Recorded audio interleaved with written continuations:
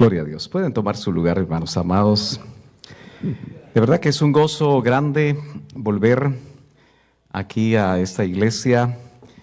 Estuvimos en el mes de mayo del año pasado y realmente es una bendición volverlos a ver a algunos de ustedes que no había visto desde esos tiempos.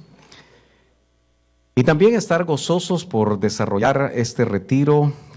Me parece tan importante por la temática, que no sé si usted ya se familiarizó con el tema central de este retiro, que es guardando a la familia en el tiempo final.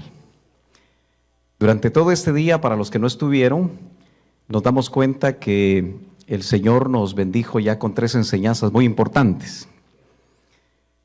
Como es un retiro, como es un tiempo para pastores, para ayudas, para obreros de las diferentes congregaciones, es muy importante que usted tome nota.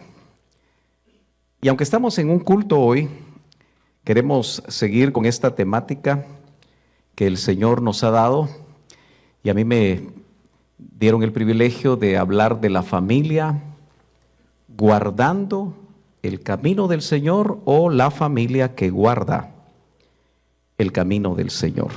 Es bien importante que nosotros pongamos mucha atención. Esperamos en Dios que no esté cansado. Tal vez ya se pudo usted recostar unos 5 minutos o 10 para recuperar fuerzas, y con la ayuda del Señor vamos a compartir esta bendita palabra del Señor, este tema que creemos también muy importante, complementario. Y ahí donde está usted, puede levantar su mano derecha, que es la mano de la petición. ¿Sí? Eso nos enseñó nuestro pastor, el hermano Otto, a levantar la mano derecha, la mano de la petición. Es la mano con la que bendecimos y es la mano con la que nosotros podemos en este momento elevar cualquier necesidad que tengamos. Si usted se siente estorbado por algo, cualquier cosa que sea, ¿por qué no lo pone delante del Señor en este momento para no tener ningún tipo de estorbo? Padre, gracias, porque en este momento, Señor, una vez más nosotros te agradecemos, te bendecimos, Señor, porque durante el día nos has hablado, hemos tenido la oportunidad de alabar y bendecir tu nombre, y una vez más, Señor, nos acercamos a tu bendita palabra. Te pedimos que ella sea puntual, que hable claramente, que tu palabra sea como una trompeta, Señor, que nos despierte. Que cada uno de nosotros podamos poner atención, que nuestros oídos espirituales, Señor, puedan ser abiertos, y que también nuestros ojos espirituales, Señor, puedan ser abiertos para escuchar tu bendita palabra. En el nombre de Jesús. Amén y amén. Sé que algunos miembros de Iglesia de Cristo Betel, gloria a Dios, que puedan estar, dele fuerte el aplauso al Señor si se lo quiere dar. Aleluya. Pueden estar conectados a esta hora. Allá es una hora adelante, y también los saludamos como a todos los hermanos que pude ver desde todo el día, que se han estado conectando, a pesar de que es un día entre semana y que trabajan. Ellos se han estado conectando y damos gracias al Señor por eso, porque hay hambre de palabra. Muy bien, vamos a entrar al tema porque el tiempo siempre es bastante corto cuando estamos aquí arriba, y este servidor de ustedes a veces utiliza incluso un cronómetro para ser bien puntual, porque yo sé que todavía hay mucho que el Señor nos va a dar el día de mañana, aunque tal vez de aquí usted se va a comer, ofrecieron comida después de este tiempo, y después hace algo y se acuesta tarde, pero no vaya a decir porque el predicador predicó 2 horas, ¿verdad? Sino que fue porque usted quiso estar en comunión con los hermanos. Gloria al Señor. Muy bien, vamos a avanzar por acá. Quiero abordar este tema de una manera diferente, como lo hice en el retiro de abril, allá en Guatemala, con un personaje que es sumamente llamativo. Engendró en 4 matrices este personaje. No sé por qué y no me pregunte, por qué el Señor permitió que este hombre, este personaje bíblico, tuviera 4 esposas. Ya no se vale. Amén. Porque algunos muy listos pretenden con este tipo de pasajes o este tipo de cosas decir que sí se puede. Pero es un misterio porque note usted que el Señor Jesucristo en algún momento dijo, al principio no fue así. Porque noten que el Señor no le dio 4 Evas a Adán, le dio una. Es más, para todos aquellos que estamos familiarizados con muchas de las enseñanzas que el hermano Otto nos transmitió, y usted siempre va a oír al hermano Otto. Espero que a usted no lo hayan trabajado como trabajaron a muchos ministros en contra de mencionar el nombre del hermano Otto. Es triste eso, porque en realidad nosotros lo único que hacemos es reconocer que esas enseñanzas no son nuestras. Es decir, que a nosotros nos las revelaron de una manera clara como se las revelaron a él. Así que solamente fue un vaso que Dios usó. Y todos sabemos que el Adán de Génesis 1:26 con el Adán de Génesis 2:7 no es el mismo. Y obviamente no vamos a entrar a esas características porque no es el tema, pero solo quiero decir que tanto a ese Adán solitario que encontramos en el capítulo 1 y tenía a su Eva dentro, no eran varias Evas. Y el que encontramos nosotros después en Génesis 2:7, noten que lo formaron primero a él, ¿se acuerda? Y de su costilla le sacaron a su Eva. Tampoco eran 2 y 3. Entonces no me pregunte por qué voy a usar yo al personaje Jacob, nieto de Abraham, el tercero de los patriarcas, porque es interesante que en la Biblia, en el Antiguo Testamento, está la frase, el Dios de Abraham, el Dios de Isaac y el Dios de Jacob. 3 patriarcas, no fueron los únicos, muy significativos, y que a los 3 les dieron promesa, les dieron la misma promesa que le dieron a Abraham, se la repitieron a Isaac y finalmente se la repitieron a Jacob. Un pastor muy amado, cuando se refiere a la familia de Jacob, bastante grande, ¿no? 12 hijos. Él sí compró más barata la docena. E incluso tuvo una hija llamada Dina, que si usted voltea a la página del capítulo 35 de Génesis, en ese capítulo 34 encontramos una situación muy dolorosa que le sucedió a Dina, la hija de Jacob. Entonces, este ministro le llamó a esta familia la familia Tutti Frutti. ¿Por qué? Porque había de todo en esa familia. No solo no había una sola esposa, sino que habían 2 y 2 siervas de cada una, así que 4 vientres. Uno era estéril, ¿se acuerda? Y sufría mucho. Porque una de las cosas que nosotros vamos a ver es que las familias cristianas que han sufrido muchas cosas y que todavía no han perdonado lo que sucedió en su niñez, normalmente no pueden guardar el camino del Señor. Porque tienen tantas situaciones en sus sentimientos, hay tantas heridas en sus sentimientos, hay tantos pensamientos en su mente, que muchas veces toman decisiones por sentimientos heridos o por pensamientos trastocados en función de lo que les tocó vivir. Y todos los que estamos aquí, sin excepción, tenemos que reconocer que aspectos muy importantes en la vida nuestra, en la niñez, en el seno de nuestro hogar, todavía nos tienen marcados. Y que obviamente hablar de una manera sencilla de cómo la familia puede guardar el camino del Señor sin entrar a un trabajo de sanidad, a un trabajo de liberación, a un trabajo de perdón, se hace casi imposible. Y entonces, como dijo Tito, palabra hebrea, nos volvemos cachurecos, es decir, religiosos. Venimos a los cultos, hacemos lo que se hace en los cultos, pero cuando salimos del templo, a lo que yo podría llamar en esta noche la vida del templo, se nos olvida y muchas veces no somos impactados en la vida fuera del templo, que es la mayor cantidad de horas que nosotros invertimos en lo que es la vida fuera del templo. Todos nosotros sabemos que este edificio, por bonito que sea, sus instalaciones preciosas, no es la iglesia somos los que estamos aquí adentro.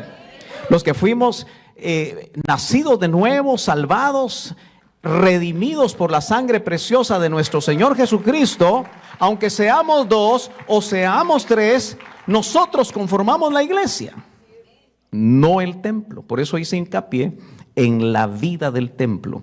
La vida del templo para muchos cristianos son 2 horas semanales. Si de casualidad la iglesia es una de esas mega iglesias que tienen hasta 6 cultos al día, entonces lo más que tienen es 1 hora o 1 hora y media a lo que yo llamaría misa evangélica. Porque usted se recordará que en sus países latinoamericanos uno iba, bueno, yo nunca fui, ¿verdad? Pero la gente iba cuando sonaban las campanas, ¿verdad? Los campanarios se oían en las localidades, en las ciudades, en muchos lugares. Y entonces decía, sí, voy a ir a la misa de 6. Porque a las 7 ya había terminado la misa.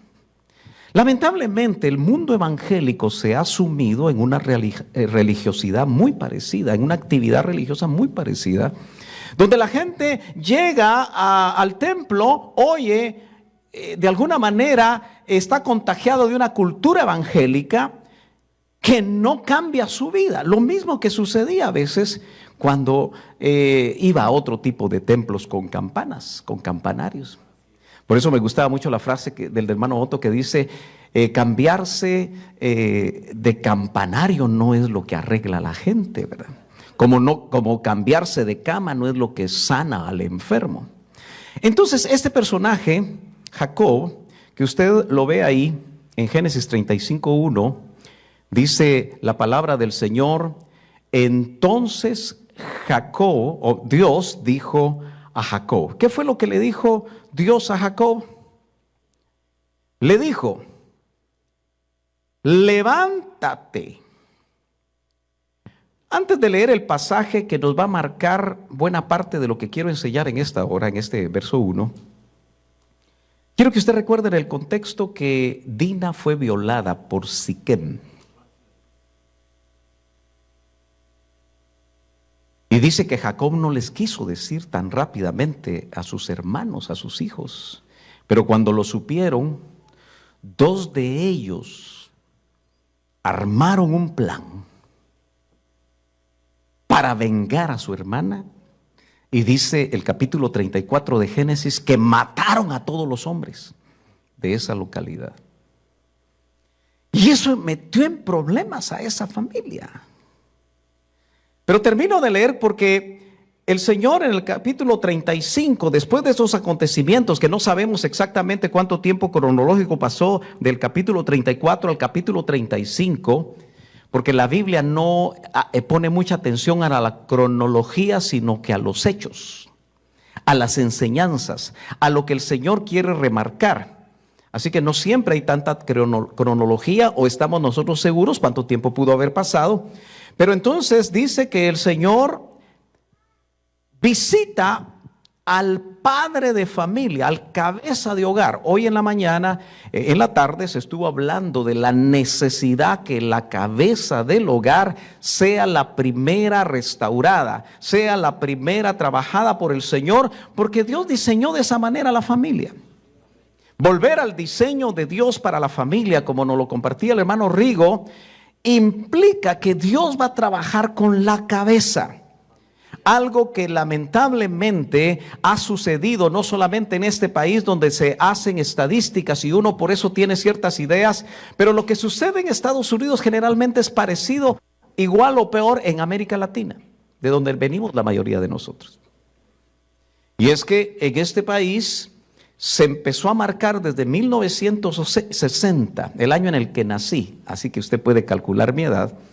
Se empezó a marcar aquello de que se llamó la era hippie. ¿Se acuerda? Paz y amor. Donde todo mundo empezó a tener sexo a la loca, ¿sí? Relaciones sexuales, de tal manera que empezó la gráfica de padres a ser más alta que la gráfica de hijos. ¿Qué quiero decir con esto? Había más padres que a través de las diferentes etapas de la vida de un joven, porque como era amor libre y si no me gustas me voy con otro, etcétera, etcétera, resulta que la madre de ese joven o de esa señorita ya había pasado por 4 o 5 hombres, que en algún momento de la vida de esos jóvenes había ejercido la función o no había ejercido la función, pero sí la figura masculina. 4 de ellos en la vida de un joven o de una señorita, así que la gráfica era más alta exponencialmente que en relación a los hijos. No sé si me di a entender, ¿sí? Entonces, obviamente, la paternidad entró en una crisis. Y esa crisis de paternidad está dañando tan severamente a la juventud que incluso nosotros, los que nacimos por ahí por el 60, el 70 o el 80, indudablemente fuimos afectados por una paternidad muchas veces inexistente. A veces los padres de familia están en la casa, pero yo le llamo a esos padres fantasmas. Están, pero no participan. Están, pero no toman su función, especialmente de sacerdotes de casa o cabezas de casa. Y lamentablemente tengo que decirle que hoy el ángulo que yo quiero ver en Jacob, pues no es necesariamente va a quedar muy bien parado Jacob. Porque usted sabe que en la palabra de Dios uno puede encontrar muchos ángulos. Y como estamos viendo a la familia que guarda el camino del Señor, se esperaba que el nieto del padre de la fe pudiera guiar a sus hijos. Porque tenía promesas de la tierra de Canaán, promesas enormes, y que él, ya que había sido tan prolífico, y obviamente inmerso en eso está el plan de Dios. Acuérdese que de ahí salen las 12 tribus que conforman a Israel por cientos de años. Pero Jacob, me parece a mí que fue en esa familia tutti frutti, donde había de todo, donde una de sus esposas dio a luz 6 hijos, la estéril que sufrió mucho, porque mientras la otra daba hijos, ella no daba hijos, y en Israel, en ese contexto histórico, realmente ser estéril era una maldición. Y era muy difícil, y le aseguro que su hermana, porque eran 2 hermanas, tampoco eso se permite, mis hermanos, por cierto, ¿verdad? Es abominación para el Señor si usted lee la Biblia en el Antiguo Testamento. Pero lo cierto es que notamos que el Señor va a hablarle y le dice: Jacob, levántate, sube a Betel. Son instrucciones. En medio de una dificultad tan grande, porque lo que temía Jacob es que después de que sus hijos hicieron lo que hicieron por vengar a su hermana, realmente no tenía que haber pasado eso. Alguno de los hermanos que hoy habló comentaba la necesidad de dejar solamente el conocimiento que nosotros obtenemos de las enseñanzas o las predicaciones, que son miles ya. Si nosotros sumamos todo lo que hemos oído, de pasar a la acción, de cuidar a los miembros de la familia de una manera tremenda. Pero aunque Siquem se enamoró de Dina, había 13 hombres para cuidarla y ninguna la cuidó, y Siquem la violó, la deshonró. No tenemos los detalles, pero hoy en día Es lamentable cómo en las familias, en las iglesias cristianas, en cualquier parte del mundo y lamentablemente en Latinoamérica, existe la tragedia de niñas dando a luz niños o niñas. Jovencitas violadas a los 11, a los 10, a los 13 años, a los 15 años, realmente nunca fueron cuidadas por sus padres. En Guatemala hay estadísticas, algunas de las que se saben, donde generalmente los padres de las niñas que son madres tan a temprana edad, o es el papá, o es el abuelo, o es un hermano, o es un primo, alguien de la familia que la violó. En Guatemala, eso en el altiplano, no sé si mi hermano Rigo, que pastorea allá, ha tenido acceso a ese tipo de estadísticas. Es terrible el incesto. Y asústese, en las mismas iglesias. Entonces, eso indica que hay una grave crisis en la familia, que aunque lleguen a los cultos, como bien dijo, me parece el lindo hermano Rigo, si uno llega a visitar, empieza a darse cuenta. Por ejemplo, en el altiplano todo el mundo vive en un cuarto. La economía es una economía tan mala, la línea de pobreza es tan elevada en el país donde nosotros vivimos, en Guatemala, que lamentablemente no todos tienen acceso a tener sus propios cuartos. Y vaya si no tienen hijos, ¿verdad?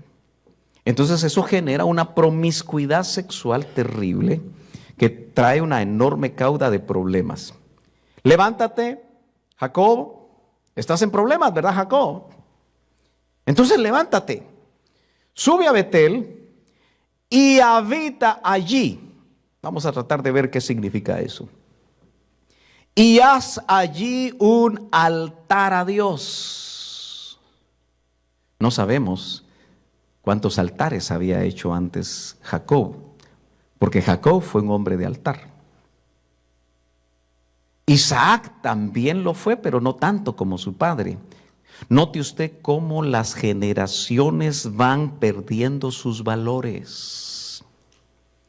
Notamos nosotros que aquellos hombres, cuando murieron los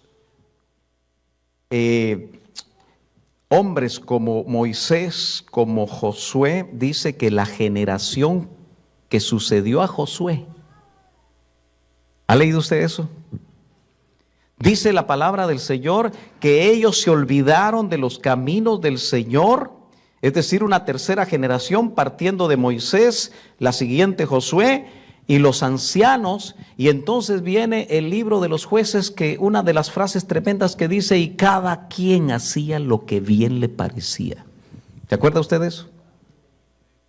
Y es maravilloso darse cuenta que entre el libro de Jueces o el siguiente libro de Jueces, donde todos hacían lo que bien le parecía, surge un pequeño libro de 4 capítulos que se llama Ruth, que es una hermosa figura de la novia que se va a casar.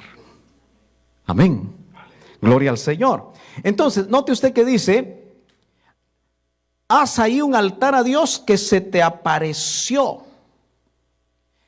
Dios está tratando de recordarle a la cabeza de esa familia que está en graves problemas y que, por supuesto, asústese usted, porque uno de los sanguinarios que mató a los de Siquem era Leví,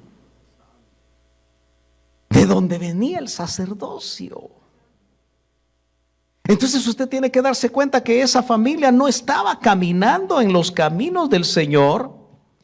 Y entonces le trata de recordar la experiencia que 20 años atrás había tenido. Precisamente en el lugar que le llamó Betel. Había tenido esa experiencia tremenda, pero Jacob, el hombre que trabajó 7 años por una de sus esposas, y el bandido de su suegro lo engañó y tuvo que trabajar otros 7 años por la otra, a la que amaba. Quiere decir que a Lea no la amaba. Y como era bandido Labán, porque para un roto hay un descosido, ¿verdad? Entonces le dijo, si quieres ovejas, trabaja por las ovejas. Así que 7 más 7, 14, y 14 más 6, 20 años. Él había salido huyendo de su hermano Esaú. Déjeme decirle que ese hombre, Jacob, se fue con una herida muy grande y con un temor terrible por su hermano Esaú, que él sabía que como era un hombre rudo, era un cazador tremendo, era un hombre rústico, lo iba a matar. Él se fue y le aseguro que cada uno de los días de los 20 años que vivió en Harán, él recordaba a Esaú y él sabía que Dios le había dicho que lo iba a volver a la tierra, pero él tenía miedo que ese Esaú lo fuera a matar. Hay personas que todavía tienen recuerdos tan lejanos en su alma y por esa razón muchas veces no lo han arreglado. Y Dios le tenía una cita al padre de familia, de esa familia de la que estamos hablando, para sanar su corazón y para quitarle el temor. Y obviamente no tenemos tiempo hoy para ver eso, pero lo cierto es que le dice, haz ahí un altar a Dios que se te apareció cuando huías de tu hermano Esaú. Gloria al Señor. Bueno, tenemos que seguir avanzando. Entonces, el contexto de estos versos del capítulo 35, ya lo dijimos, era una situación muy penosa la que estaban atravesando. Y entonces en el capítulo 34, si usted lo lee conmigo, de Génesis, verso número 30, usted se va a dar cuenta que ahí Jacob dice, entonces dijo Jacob a Simeón y a Leví,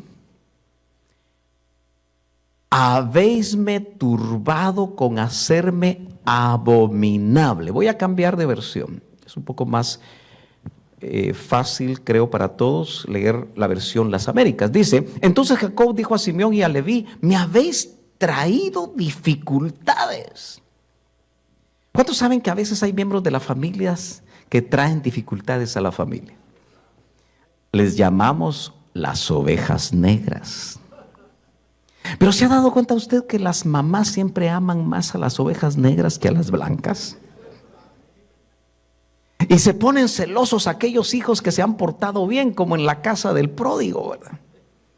Que el que se había portado bien estaba molesto con el que se portó mal, con la oveja negra, porque el papá, después de haber dilapidado toda su herencia y haberse comportado como se comportó, lo recibió de la mejor manera. Y usted conoce esa parábola. Y se enojó la oveja blanca, haciéndome odioso entre los habitantes del país. Estamos en Génesis 34, 30. Entre los cananeos y los fereceos, y como mis hombres son pocos, realmente él no tenía ejército, ellos se juntarán contra mí y me atacarán y seré destruido yo y mi casa. Realmente Jacob era un hombre temeroso. Yo no sé si en esta noche hay hombres y mujeres temerosas. Todo les da temor. Todo les da miedo. Nunca emprenden nada por temor. Nunca completan un proyecto por temor. Dios los llama al ministerio y por temor no siguen las instrucciones del Señor, porque ellos solitos se meten zancadilla a sí mismos.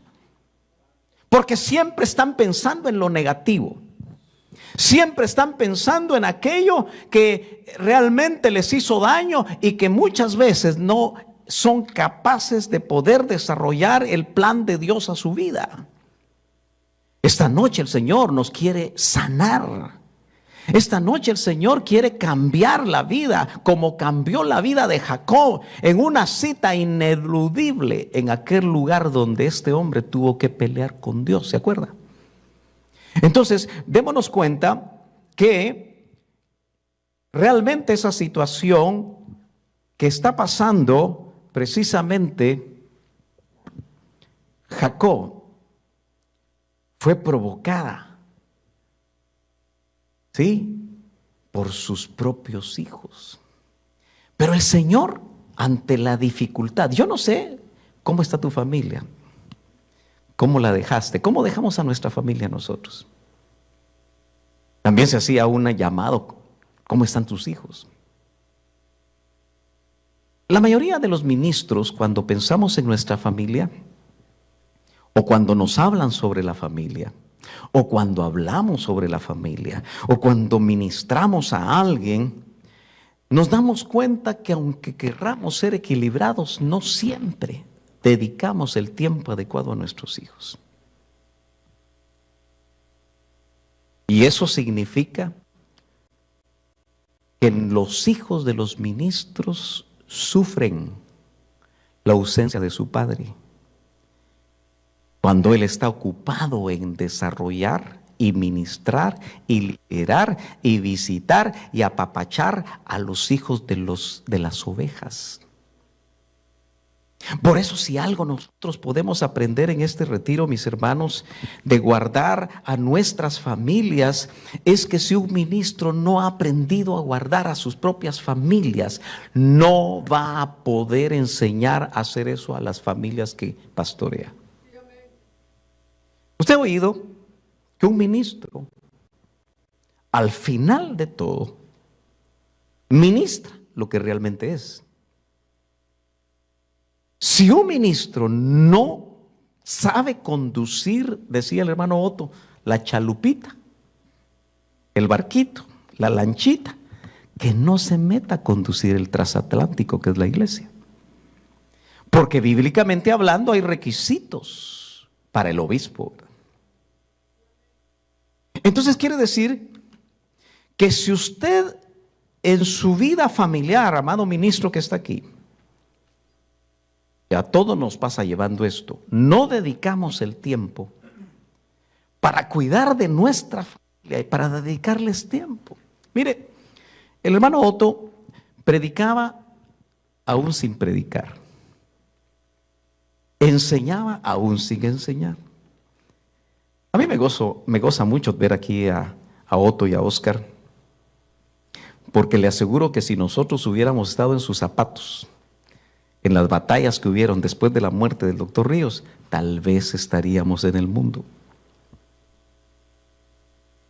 A ellos les tocó sufrir muchas cosas como hijos de ministros. Algo que a veces no capiche, no se entiende. Es como el hermano Otto, al ver que la misma iglesia que él pastoreaba les complicaba la vida a sus hijos. ¿Fue así o no fue así? Decidió mandarlos a la iglesia de la misma misión.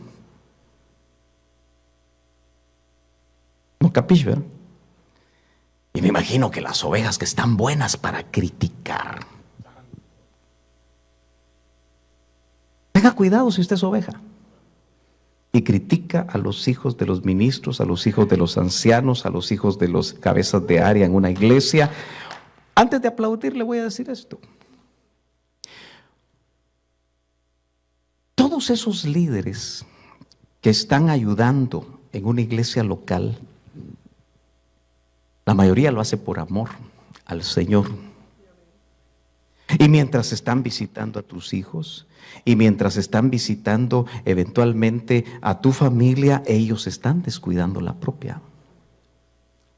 Aunque obviamente tienen que tener equilibrio. Yo he oído de ustedes dos hermanos amados, que la época en la que estuvieron en Maranata fue muy especial. ¿Sí? ¿Es cierto? Pero no era su iglesia. Yo le aseguro que usted, puede ser que usted diría que se vayan las ovejas, pero aquí están mis hijos. Pero él fue muy sabio, él sabe por qué y fue de bendición para ellos.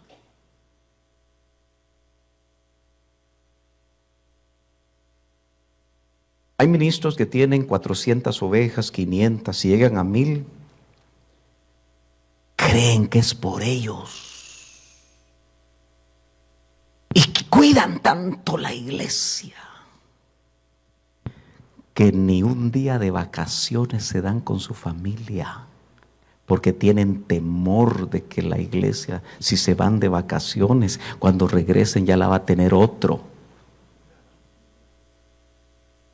Hermanos amados, algo tan sencillo es que nosotros aprendamos lo que son las prioridades. Porque la prioridad número uno que nosotros tenemos que tener como ministros es nuestra relación con Dios. ¿Cierto? Antes que cualquier otra cosa, mi relación con Dios. Esa relación vertical va a definir mi relación horizontal con los demás.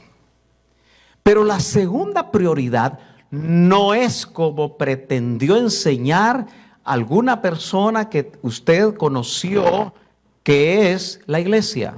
No, eso no es cierto, eso no es bíblico. La segunda prioridad que un ministro de Dios tiene es su familia.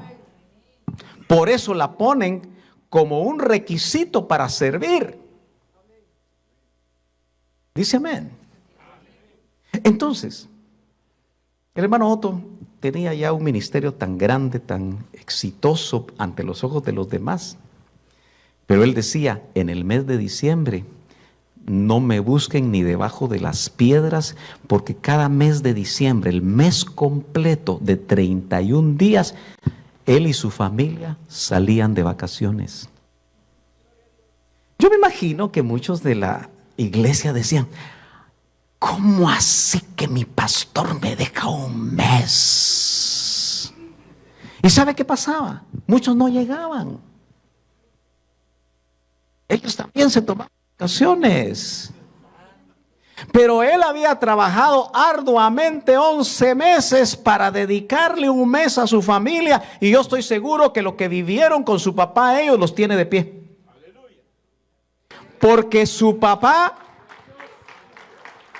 cuando se los llevaba de vacaciones, les decía, ustedes son importantes para mí.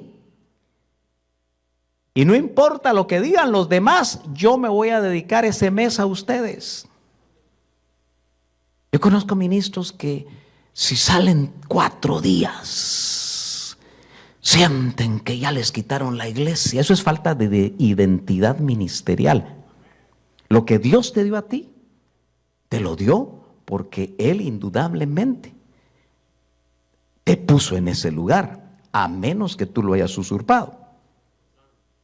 Entonces, mire, hermano amado, el tiempo aquí corre. Yo siento que acabo de empezar, pero no es así, ¿verdad? Es solo una ilusión. Gloria a Dios. Veamos rápidamente esa primera instrucción. Levántate. Esta palabra en el hebreo da muchas acepciones que a mí me llamaron mucho la atención y rápidamente. Levántate es permanecer. Puede ser cumplir según los contextos, ser más claro, soportar, ordenar o reparar. Así que lo que el Señor le está diciendo, que en nuestro idioma español, al leer solamente levántate, nos podemos quedar solo con la idea que el Señor está tratando de despabilar a Jacob, que debe haber estado en una encrucijada, porque tenía miedo de que lo destruyeran a él y a su familia. Pero en una de esas excepciones dice, Jacob, levántate a reparar lo que has hecho mal. Levántate a restaurar lo que has hecho mal, Jacob, porque si tu familia está en esos problemas, si tus hijos hicieron lo que pasó, lo que hicieron, si Dina le pasó lo que le pasó, tú tienes que levantarte para arreglar tu casa. ¿Cuántos ministros exitosos con iglesias grandes están viendo que sus hijos están en el mundo? Que sus hijos están viviendo en una situación difícil y no se detienen para atender a su familia. Yo creo que un ministro sensato, al ver que su familia está mal, podría con toda razón decir, miren, yo por un tiempo me voy a dedicar a mi familia para restaurarla. Pero muchas veces las familias se pierden. Y las familias se dan cuenta, incluso tienen resentimientos contra los miembros de las iglesias porque su papá se lo robaron. Porque el tiempo de su papá pertenece no a ellos, sino pertenece a los demás. Por eso nosotros tenemos que ser equilibrados. Muy bien. Note que le dice, sube a Betel. Betel significa casa de Dios. Y una casa es para habitar. Es un lugar, Betel se constituyó en un lugar de experiencias sobrenaturales para Jacob. ¿Sabe por qué las familias están tan desintegradas? Porque la cabeza de la casa ya no tiene experiencias con Dios. Jacob, Dios le dice, sube a Betel, donde empezó todo, donde yo me aparecí a ti, donde en un sueño tuviste ángeles subir y bajar, y ahí arriba estaba yo. Experiencia sobrenatural. El capítulo número 28 y verso 15 de Génesis dice, he aquí yo estoy contigo. 20 años atrás de la instrucción que le está dando. 20 años donde Jacob pudo haber perdido el norte, pudo haber perdido el camino del Señor y andar en su propio camino. ¿Era rico? Sí. ¿Era exitoso? También. ¿Tenía hijos? Para tirar para arriba. Todo caminaba bien, solo que se había apartado del camino del Señor. Y el Señor, para cumplir sus promesas, lo iba a arreglar, lo iba a restaurar. Note que también significa puerta del cielo. Y yo lo animo a que usted lea Betel en todos, agarre una concordancia y cada vez que aparece Betel, lo animo a que investigue. Betel está en la ruta que siguió Elías antes de subir. ¿Se acuerda? Cuando Eliseo, cada vez que él lo quería dejar, Eliseo iba detrás de él. Pero es muy significativo que él tuvo que pasar por Betel antes de ser arrebatado. ¿No será que nosotros también tenemos que pasar por Betel para restaurar nuestras familias? ¿No será que nosotros tenemos que tener no tanto conocimiento bíblico necesariamente en nuestras cabezas, sino que necesitamos tener experiencias que nos transformen a nosotros?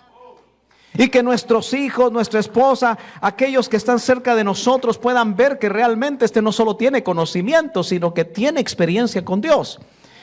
Vuelvo al punto, dice, he aquí yo estoy contigo y te guardaré por donde quiera que vayas. Y puse el énfasis en rojo, y te haré volver a esta tierra. Y 20 años después, ¿cuántos saben que el Señor cumple sus promesas?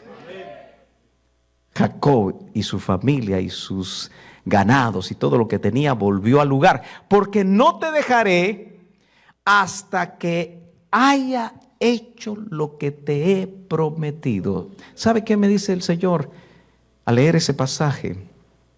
Que muchos aquí tienen promesas que todavía no se han cumplido y que se han desanimado y que están frustrados o frustradas porque esas promesas que el Señor les dio hace mucho tiempo todavía no se han cumplido. Pero el Señor te dice, lo que yo te prometí, lo que yo hablé acerca de ti, lo que yo hablé acerca de tu familia, lo que yo hablé acerca de tus generaciones, yo lo voy a cumplir porque es la palabra de Dios, es el plan de Dios para nosotros. Dios cumple su propósito incluso a pesar de nosotros. Sigamos otro poquito más.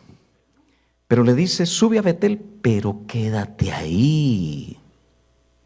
A veces tenemos experiencias en los retiros, lindas, preciosas. Pero cuando se termina el retiro después de 3 días, también se terminaron las experiencias. Habitemos en Betel. Habitemos en las experiencias con Dios, anhelemos más. Esto significa estar en el secreto de Dios, y un ministro que no está en el secreto de Dios no va a poder ser realmente la guía para las ovejas. Los padres de familia en este tiempo tan peligroso para nuestras familias, debemos buscar las experiencias con Dios en Betel.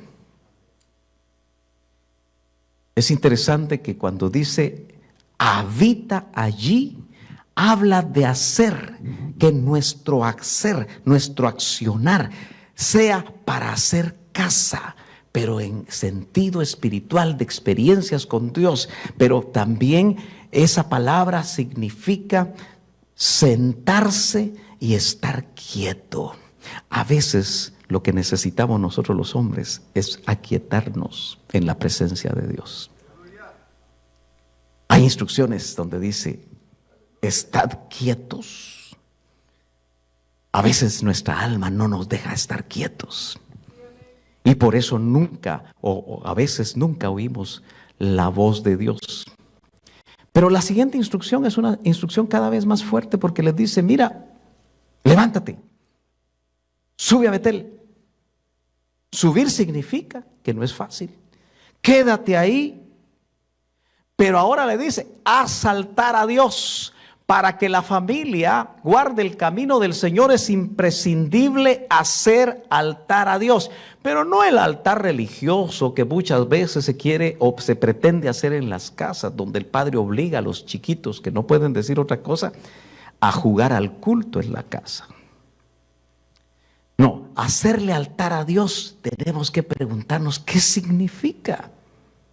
La primera vez que aparece esa palabra altar en el hebreo es en el capítulo 8 y verso 20 de Génesis, cuando dice, Noé hace altar.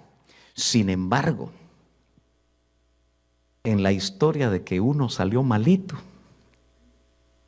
porque el que salió malito fue Caín, notamos que ellos también presentaron ofrendas. Y esas ofrendas, aunque no aparece literalmente la palabra altar, se hacen sobre un altar.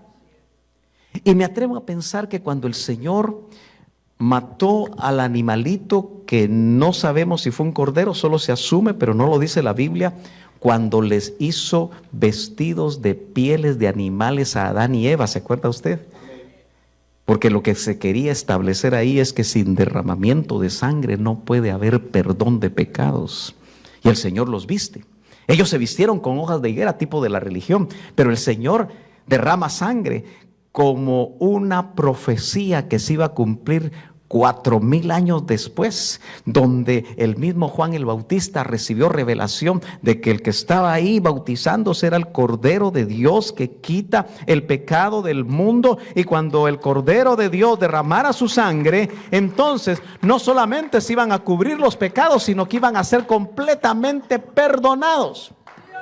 Aleluya. Sabemos que un altar funcionó y el otro no, pero esa historia usted la conoce. Es tan importante esta palabra que aparece 401 veces en el Antiguo Testamento, 198 veces en los primeros 5 libros llamados la Torá.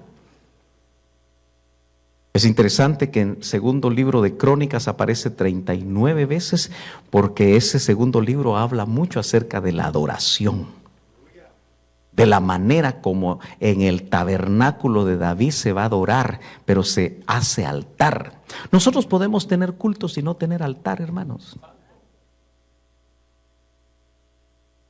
¿Sabe usted que las ovejas nos critican a nosotros los pastores? Porque no nos ven adorar, porque no nos ven danzar. Hablamos y enseñamos del tabernáculo de David y somos los primeros en no practicarlo, porque creemos que es símbolo de madurez. ¿No es el pastor el que va delante de las ovejas? Entonces quiere decir que nosotros podemos incluso ser pastores y no tener altar. Y por otro lado, decía el hermano Otto algo bien tremendo, y era un criterio muy interesante, que el que no ora en casa no tiene derecho a orar aquí. Cuando alguien le dice, por favor, puede orar por los alimentos y se echa un speed de media hora y usted con hambre, lo más seguro es que es la primera vez que ora en el día o en la semana y entonces quiere desquitar, sacar toda la cuota de oración. Por eso los que tuvimos el privilegio de comer con el hermano Otto, siempre decían, miren mucha, un telegrama y a comer. Porque él ya había pasado 3 horas ese día buscando la presencia del Señor, por lo menos. Entonces, amados, que estamos aquí en esta noche, es interesante, Otito, que solo 5 veces aparece altar en los salmos. Pero en los profetas, tanto los menores como los mayores, aparece 48 veces, porque les voy a decir algo. Dios levanta profetas cuando su iglesia los necesita. Dios levanta profetas cuando su iglesia se aparta.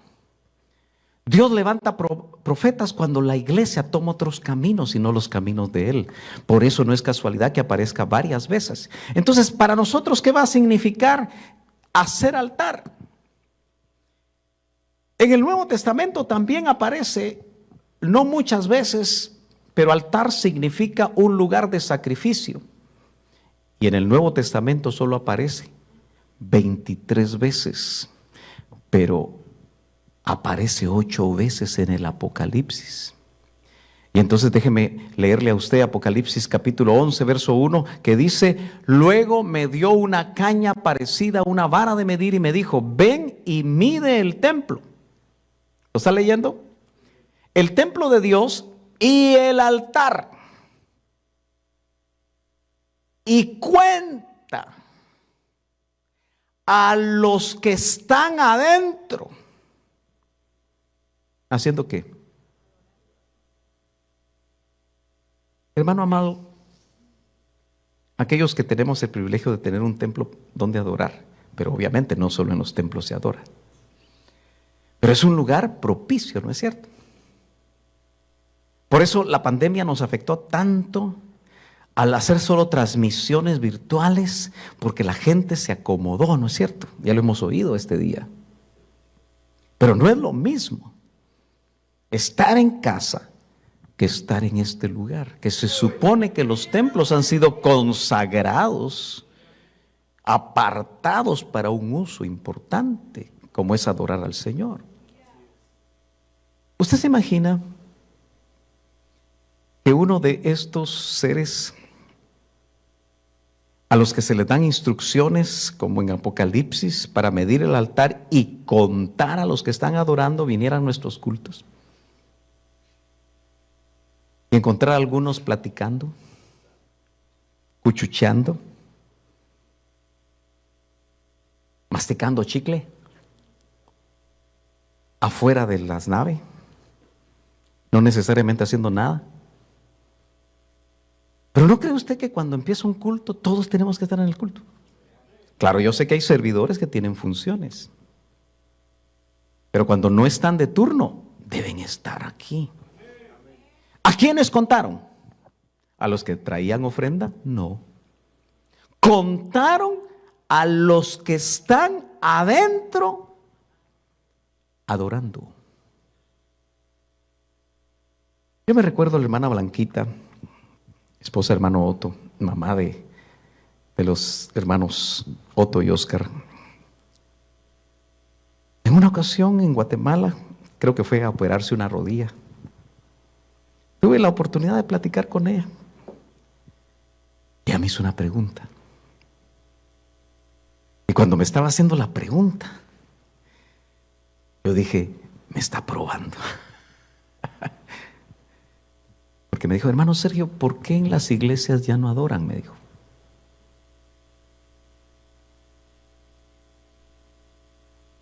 ¿Y qué es adoración? Me dijo.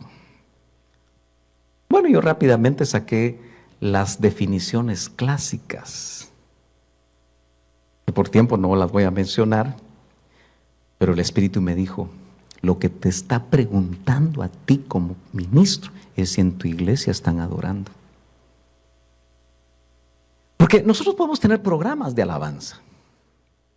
Y si usted le pregunta a la gente, Y tal vez no preguntándoles, pero a la gente le gustan mucho los cantos rápidos, donde se danza, donde se alaba, donde se hace tanta algarabía, que es parte de la adoración. Pero usted se ha dado cuenta que a los cantos de adoración, para entrar a Cántico Nuevo, casi ya no les ponemos atención. Y se supone que en ese increscendo de la alabanza, la adoración que confluye en un cántico nuevo, nosotros nos preparamos para adorar al Señor, si usted quiere, hasta en otra dimensión, en lo que se conoce como el lugar santísimo. Y eso, la hermana Blanquita miraba que en las mismas iglesias el himno ya no estaba. Entonces, ¿dónde adoramos si no lo podemos hacer aquí? Si lo que conocen los directores de alabanza son los cantos suaves, y calcule siempre en los tiempos, 2 cantitos, y si el director es adorador, entra en cántico nuevo, y ahí se terminó todo. Aleluya. La adoración va a llevar precisamente a aquel padre de familia a tratar de resolver bajo las instrucciones de Dios lo que está sucediendo en su casa. En Romanos 12:1, usted sabe, en esta versión dice: por eso, hermanos, les ruego que entreguen toda su vida como sacrificio vivo a Dios, quien nos ha mostrado compasión. Esa ofrenda que es su vida debe estar dedicada solamente a Dios para poder agradarle. Esta clase de adoración es la que realmente tiene sentido. Mire qué versión más bonita. Oscarito, yo no sé cómo sea en tu iglesia, tú eres el pastor, pero siempre has notado que en las iglesias locales los hombres no adoran, no danzan, son poquitos. Siempre son 2 o 3. ¿Por qué los varones nos quedamos sentados? Y son más las mujeres las que se meten. Hace poco hice un desayuno con varones donde el tema era: cambiemos las proporciones. Que seamos los varones los primeros en meternos, hermano. No solo en el templo. Que seamos los primeros que cuando nos levantamos se oye en el cuarto, y los hijos chiquitos o grandes oyen que el papá dice: aleluya, aleluya, aleluya, gloria a Dios. Y dice: ya empezó mi papá. Pero por si el contrario, te levantas gozoso y te pones a cantar esa canción del mundo que como te gusta, también el muchachito va a hacer lo mismo. ¿Me están entendiendo, hermanos amados? Entonces, tenemos que darnos cuenta que el Señor nos quiere despertar a nosotros.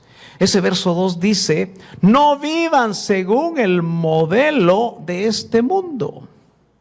Mejor dejen que Dios cambie su vida con una nueva manera de pensar. Jacob temía a su hermano, y el Señor le tenía una cita para poder arreglar esos temores y esa situación con su hermano, que al fin y al cabo era su familia. ¿Se acuerda usted que él en su temor dijo: bueno, divido a mi familia en 2? Dividió a su familia para que un grupo salvara el pellejo. Él mismo tomó la decisión: si matan a todos estos, pues por lo menos a estos no los matan. Y lo más tremendo es que los mandó primero.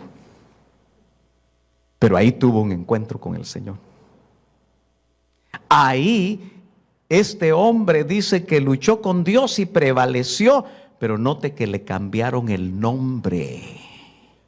Dios en este tiempo necesita cambiar el nombre de aquellos varones a los que les ha confiado el sacerdocio de sus casas, para que, viendo el ejemplo y no la presión, y no los bibliazos, y no aquella actitud prepotente que muchas veces se tiene en las casas, que lo único que hace es alejar a los hijos porque se les vacuna. Solo están esperando la mayoría de edad para irse de casa, porque no se les trasladó una relación con Dios, sino se les trasladó solamente una religión. Hoy ya es posible decir que muchos cristianos evangélicos tienen la religión de sus padres. ¿Se acuerda usted que cuando uno evangelizaba, gente católica decía: yo en esta religión nací y en esta me voy a morir? Ahora se repite eso, porque lo que hay es religión y no realmente una relación con Dios. Tenemos que llevar a nuestra familia realmente a experiencias reales con Dios. Necesitamos voz profética. Denos 10 minutos. No sé cuánto tiempo llevo en mi cronómetro. Déjeme ver cuánto tiempo llevo. Aleluya. 56 minutos. Entonces, ¿me da unos 10 minutos más? Pastor local, ¿no estás? Bueno, la esposa, 10 minutos más. Gloria a Dios. Él dice que siga. Eso es peligroso conmigo, porque puedo predicar mucho tiempo. ¿Por qué necesitamos voz profética para que la familia vuelva al camino del Señor? Porque la Biblia nos muestra lo siguiente. Ahí en Malaquías capítulo 2 y verso 7 hay una reprensión para los ministros.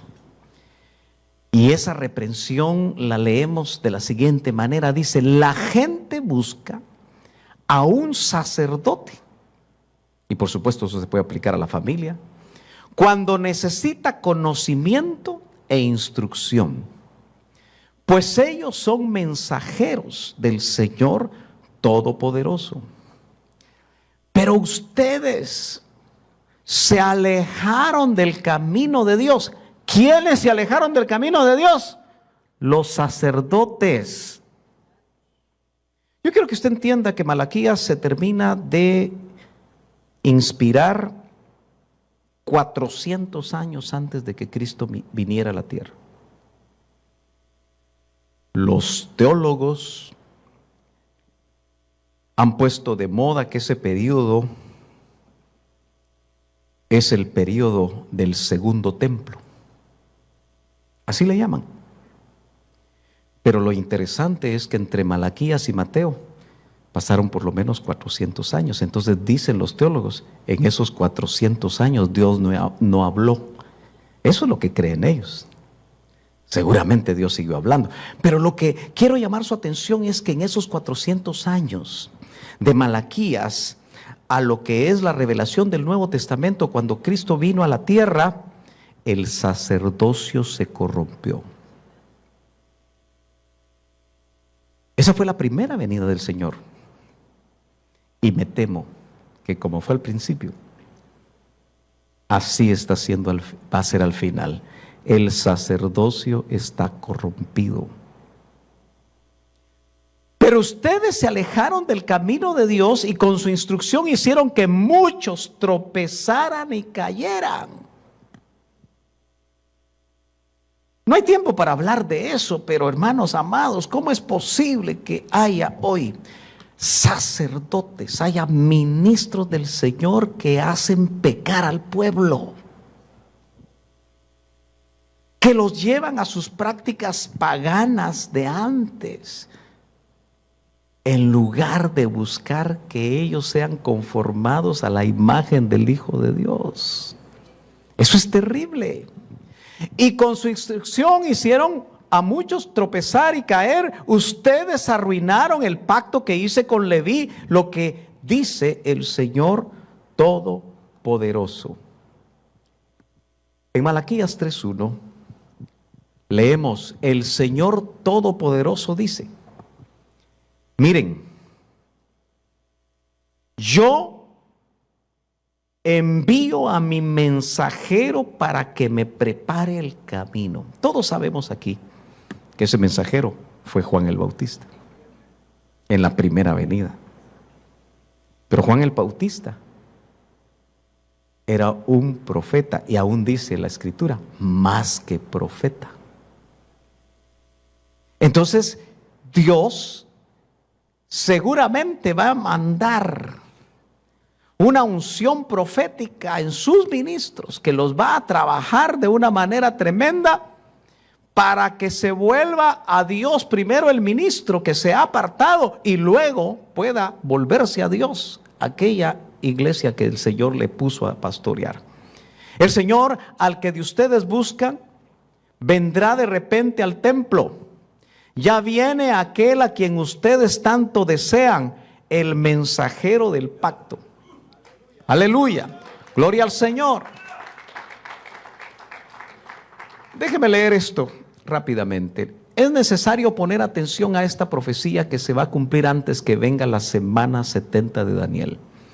Como ministros del Espíritu debemos de propiciar que el Espíritu de Elías, de restauración, ministre a las familias de nuestras congregaciones, especialmente a los papás. El gran problema que hay en las iglesias es que los papás no están ejerciendo su función de acuerdo al diseño original. Yo voy terminando. En el capítulo 3 de Malaquías, verso 3 dice, porque este es aquel a quien se refirió el profeta Isaías diciendo, voz del que clama en el desierto, preparad el camino del Señor y haced derechas sus sendas. El ministerio verdadero profético para la iglesia es un ministerio de restauración.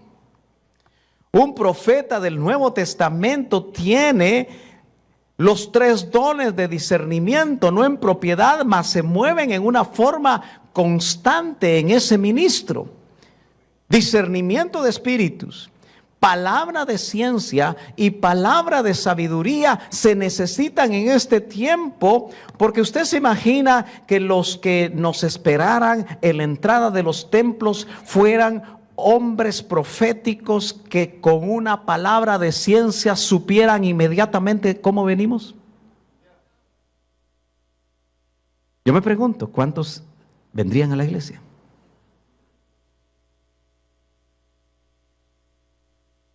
Pero ¿no cree usted que aunque la carne sea abochornada, sería mucho mejor que nosotros reconociéramos quiénes somos? Más vale un momento de esos que 100 descoloridos. ¿Qué dirías tú si alguien con una palabra de ciencia te dijera, tú vienes de pecar con tu amante y vienes a servir o vienes a tocar o vienes a predicar? ¿Aló? La familia no va a volver a los caminos del Señor de una manera genuina si no hay restauración. Por eso Elías, en estos últimos versos que vamos a leer, déjeme leerlos en Malaquías directamente con usted, tal vez eso es lo último que vamos a ver, pero acompáñeme al último libro del Antiguo Testamento. Malaquías capítulo 4, el último capítulo, los últimos 2 versos, dice, he aquí yo os envío, no es casualidad que sea profeta, al profeta Elías. ¿Cuándo?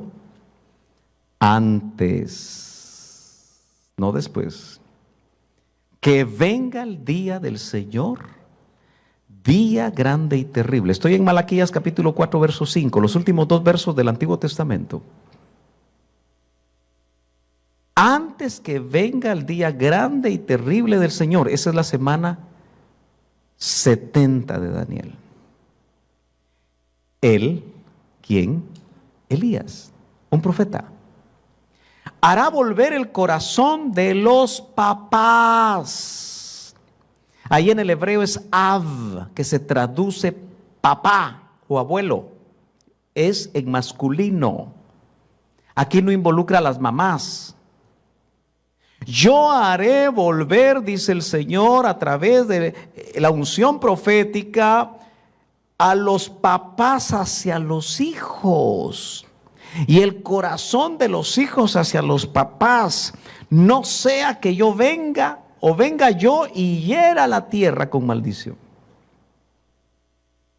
Llévese esta pregunta. Si lo que dice ahí se va a cumplir, y creemos que la palabra de Dios se cumple, eso significa que actualmente el corazón de los papás cristianos, no me interesa el mundo en este momento, no tiene el corazón cercano a sus hijos. Si es pastor, seguramente su corazón está cercano a su ministerio, pero no necesariamente cercano al corazón de sus hijos. Porque ahí claramente dice, yo haré volver. Dios no miente. Dios nos diagnostica y nos ha diagnosticado.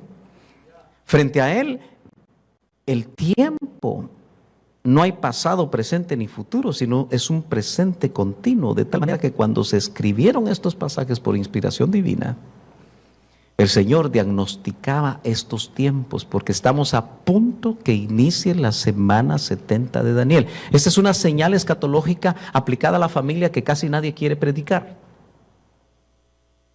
¿Dónde está el corazón de los papás? En los deportes. ¿Ha visto usted que a los hombres les gustan los deportes? Ay, ¿me va a decir que eso es pecado usted? Si por estar en los deportes descuidas a tus hijos, si por estar en el ministerio descuidas a tus hijos, si por hacer el dinero que haces en tu empresa descuidas a tus hijos, si todo lo que haces lo haces descuidando a tus hijos y a tu esposa, varón de Dios, el Señor va a tener que cambiar tu mentalidad. El Señor va a tener que traer restauración. El Señor te va a hacer caminar en sus caminos y te va a hacer volver a su diseño original en la familia, con el propósito que entonces sí tu familia busque el camino del Señor. Lucas 3:4 dice, lo que Juan hacía, Juan el Bautista, estaba de acuerdo con lo que había escrito el profeta Isaías. Alguien grita en el desierto, se necesita una voz ministerial en las iglesias que empiece a trasladar la palabra del Señor, aún si usted quiere, a voz en cuello. Preparen el camino para el Señor, háganle caminos rectos. Todo valle sea llenado, complejos de inferioridad. Toda montaña y colina sea allanada, complejos de superioridad. Las sendas torcidas sean enderezadas. La mentalidad que las redes, la mentalidad que la tecnología, la mentalidad de un posmodernismo que se ha metido en la iglesia y en la sociedad, cambió la mentalidad de nuestros jóvenes. Entonces esas son sendas torcidas, sean enderezadas, y los caminos escabrosos sean alisados. Mañana, con la ayuda del Señor, hablaremos sobre la ministración en la familia. Lo vamos a dejar aquí, pero vamos a tratar de ser específicos y prácticos de cómo a nosotros, los cabezas de hogar, quizá nos va a tocar ministrar a nuestros hijos heridos. Algunos de ellos no quieren nada con el Señor. Y que su corazón se va a abrir cuando nosotros mismos nos humillemos y les pidamos perdón. Póngase de pie, hermano amado. Aleluya. Deme unos minutitos, yo sé que usted se quiere ir. Quizá los pastores quieren comer ya por la hora. Pero puede levantar sus manos ahí donde está, tratando de abstraerse completamente de cualquier cosa que lo pueda distraer.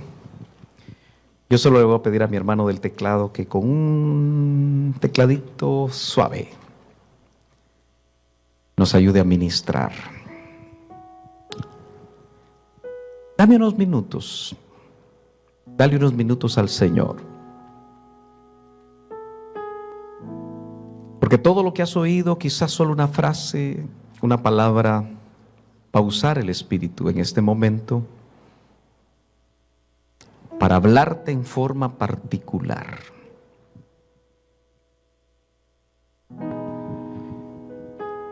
El Señor anhela familias que busquen su camino de una manera sincera.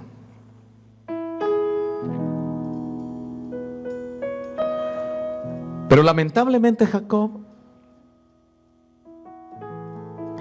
pudo haber descuidado muchas cosas por diferentes razones.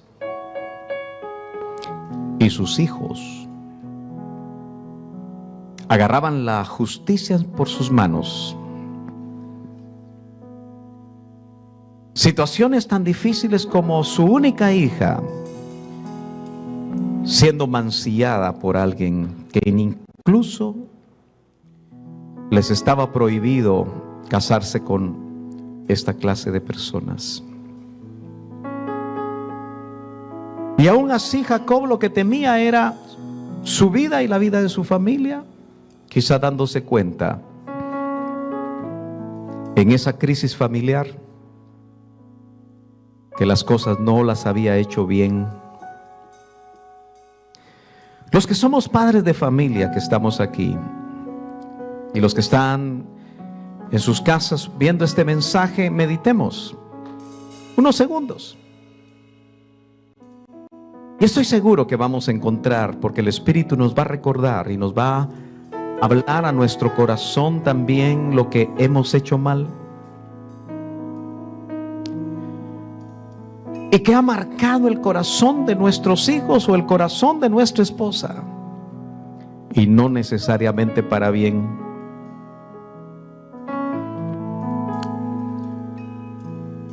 Que esta noche el Señor, por medio de su Espíritu, varón, nos hable, incluso nos lleve a recordar cosas que dañaron a nuestros hijos, que afectaron a nuestra familia.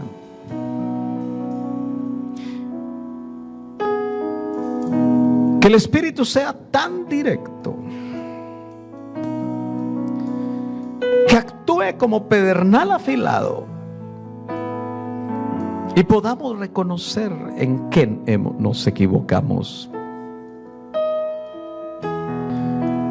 No tendría mucha razón de ser estas actividades si el Señor no nos llevara a la práctica. Puede ser, varón, que tú en esta noche estés meditando que solo repetiste la misma historia de tu papá contigo, ahora en la siguiente generación, y que al final aprendiste a ser padre viendo a tu padre o recordando las malas experiencias con él. Esta noche el Señor nos invita a que si hay experiencias que nos marcaron con nuestros propios papás, o aún con nuestras propias madres, y el Espíritu Santo lo recuerda y te indica que todavía ahí hay falta de perdón, yo te animo a que en este momento te decidas a perdonar, porque el perdón es una decisión que tú puedes tomar hoy. ¿Todavía te duele el recuerdo? No hay problema, perdona. Porque dice la palabra del Señor que Él llevó en la cruz del Calvario todos nuestros dolores. Y ese dolor terrible que quizás tengas en relación a tu padre, en relación a tu madre, o en relación a aquella persona que fue autoridad sobre tu vida en la niñez, que no has podido perdonar. Ese dolor Cristo lo llevó en la cruz del Calvario. Él tomó ese dolor y lo clavó en la cruz. No necesita seguir sufriendo, pero sí puedes perdonar. Sí podemos perdonar y ser liberados. A Jacob lo llevaron a una experiencia en soledad que lo terminó descoyuntando, y no fue más el hombre seguro, por lo menos en aquellas cosas donde se sentía seguro por lo que había obtenido, sino que ahora Jacob, que le cambiaron el nombre, renqueaba como una señal que algo transformador había pasado en él, y que su propia debilidad ahora la ponía en las manos de Dios. Fue Israel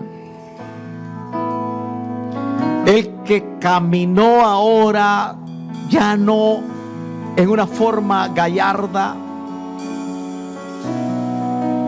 sino que cada vez que caminaba se recordaba que Dios le transformó adentro para afuera, y no volvió a ser el mismo.